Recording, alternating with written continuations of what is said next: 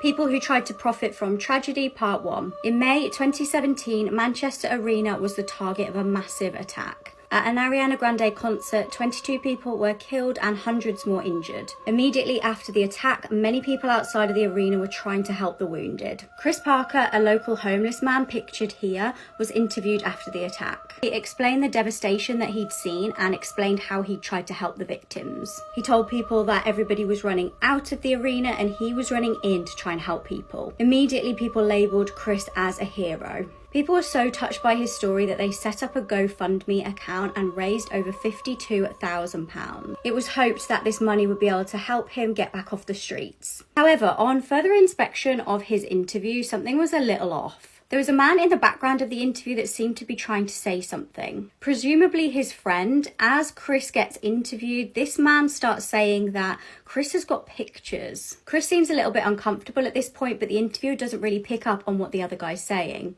It was discovered later that when the victims were lying on the floor, Chris decided to take graphic photos of them and sell them to newspapers. Officers also inspected CCTV footage of the incident and saw what Chris was actually doing in the arena. He actually ran into the arena and stole the bank card of a victim lying on the floor. He also stole a phone from a 14-year-old girl. Horrifically, this girl's relatives were actually trying to ring her phone to check whether she was still alive, but Chris was ignoring the calls. He was also found after the attacks to be bragging to people about how he had 52 grand in his bank account.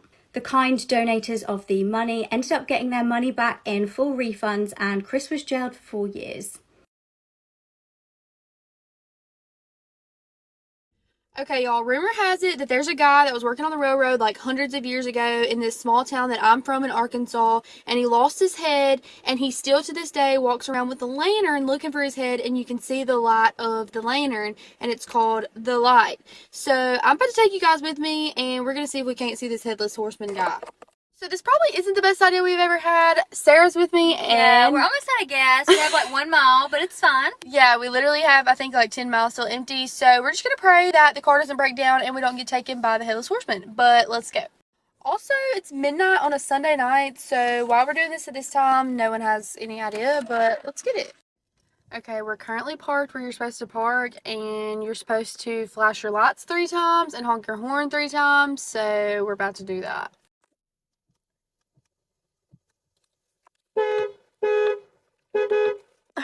That's one too many. Okay, y'all see it? That's it. That's it. That's it. I know y'all see that. That's it. Red. What? It's red. Do you see it? No, where? Oh my gosh. Oh my gosh, I see it. Wait, it's getting closer. I'm scared. It's getting closer. I'm scared. Let's look. It's coming back, Sarah. Y'all, my car literally will not start. Every time I press the button, it does absolutely nothing. It doesn't make a noise. Oh my gosh, and there's the light. It's getting closer. Can you Does see it? everyone Wait, see no one this? can see it. I don't know why you can't see it. I don't know. Oh, there it is. There it is. There it is. Okay, look. Yeah. It just zoomed through here, and now I literally can't turn my freaking car on. Nowhere. Oh my gosh, it's getting so bright. It's getting my so bright. gosh. It's getting so bright. It went back. It went. Wait, it's. Oh my gosh, it went away. It went No, away. it's there. It's Wait, there. I don't see it now. Yeah. Oh, I do see it. I do see it. I do see it. Oh gosh. Okay, what about the car though? How do we get the car back on? I don't know.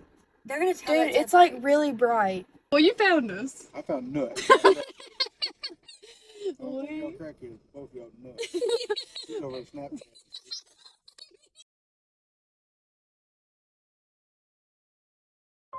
This is Jennifer Daughtery, and she was a victim of probably one of the worst crimes I've ever heard of. This is your trigger warning. This is going to be a rough one. Over the course of 2 days, these 6 people, now named the Greensburg Six, tortured and killed Jennifer. These people were her so-called friends. The main reason behind this was because Angela and Penny were jealous because 2 of the men liked her.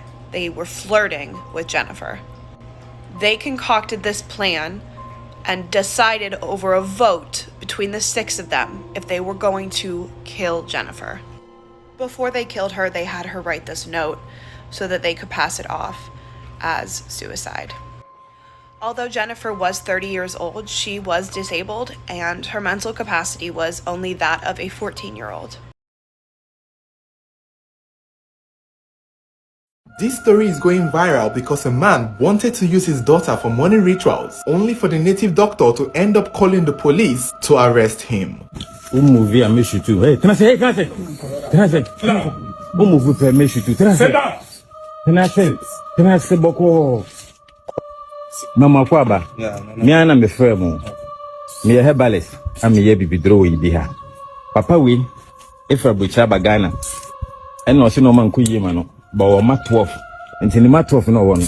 This would be one of the most interesting stories you would ever hear about, and it was said to have happened in Accra, Ghana on Friday the 3rd of June 2022, and the man who has been identified as 42-year-old Evans Opong was said to have returned from overseas and was in financial shambles, complaining about how his life was not going well, how he was broke, how he didn't have money, and how all the businesses he had tried to create crumbled, which meant he was desperate for money. And that was when he approached a very popular Ghanaian traditionalist by the name of Nana Addo Baffa Jr. Evans told Nana Addo that he had 12 children and was willing to use one for the rituals. The man was so confident in himself that he even promised to give Nana Addo over 100,000 Ghanaian cedis with lots of gifts if he should just do this sacrifice for him. He even promised to keep giving him money after the sacrifice was done. And so Nana Addo took up the offer and told him, alright, go and bring your daughter or go and bring your child for the money rituals, let's do it. That was how Evans went to pick up his daughter from school. A little girl who was not even up to 13 years old. He lied to the girl that he was taking her shopping to get a new dress. And of course the girl believed him and followed him wherever he was taking her to. After all, he was his father. He finally brought the girl to Nana Addo's house, in which Nana kept her in his sitting room and then took the man outside to prepare him for the rituals. He got the man to take off his clothes, wear a white robe, brought some calabash, brought some candles. He was just giving the man the impression that the sacrifice was about to begin, not knowing that he had called the police and informed the police of a wicked man that was about to kill his daughter for money rituals. And immediately the police arrived and Evans was immediately locked up.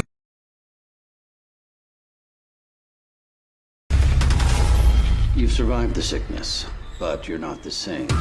All kids are given a color assignment that corresponds to their disorder. Greens, enhance intelligence. Blues have telekinetic abilities. Golds can manipulate electricity. Reds, the most destructive. And orange, mind control.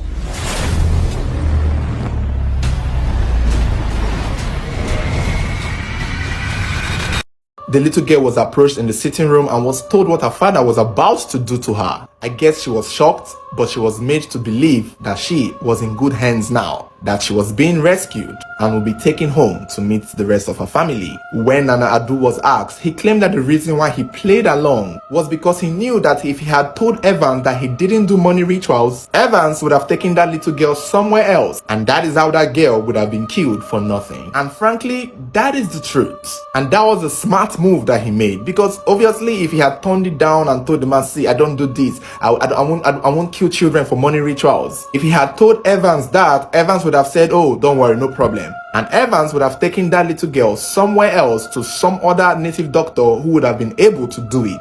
And that is how the little girl would have lost her life. But he had to play along just so he could save the little girl. This is very heroic in my opinion, and I'm sure many people think the same way. Thanks to him and his quick thoughts, the little girl's life has been spared. Nana Addo even talked about how the man did not even have any feelings for his child. He was shocked at the extent of wickedness this man could go, all in the bid to make money.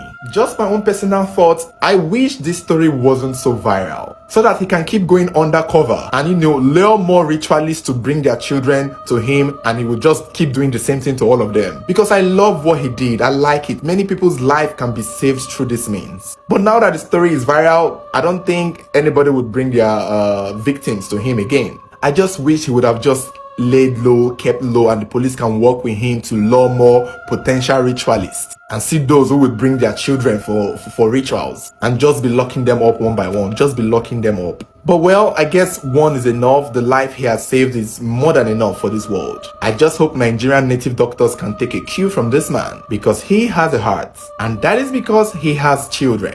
So I guess this can now change our mind to how we see native doctors and traditional herbalists. I guess there are good ones out there. Hopefully there are good ones out there like him. So guys, let me know what you think. Don't forget to like this video and share with your friends. Stay following, stay subscribed for future updates like this.